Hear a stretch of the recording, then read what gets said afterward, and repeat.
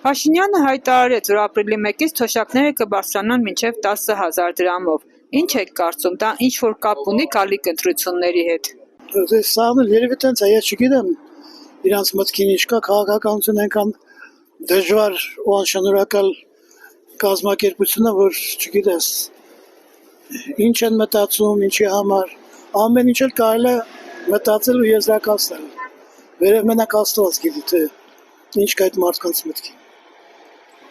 Ինչ անեն, իրանց կանեն։ Ես վախտել եմ ասել, 10 տարի առաջ պետք է բարձրացնեին, ոչ թե այսօր։ Եվ որ ստացա քուրիկ ջան, դուր կարամ ասել։ Այսինքն չեք հավատում, որ կարող է ստանալ։ Ասում են։ Ապա ասած մինչև ասկը չտենա, չավատաս։ Բայց չգիտեմ ես, ընձիկ կտամ, թե չեն տա, չգիտեմ։ Երևի կապ ունի, որ բարձրացնի։ Այդ դերասանությունները մեկ լավ գիտեք։ Այժմ ճիշտ է, ես չեմ ելև, ես 2 տարի եմ եկել, բայց ես 2 տարվա մեջ արագ տանեն դատեն, գործուն է ստար, Ալեքսանդրանը ժելցի։ Պաշտոնը ներքև ծանում են, էլի։ Ինչի՞։ Ինչ եք օգտվում, ես հրետյակում անկախի չեմ օգտվել։ Երևի կապ ունենա։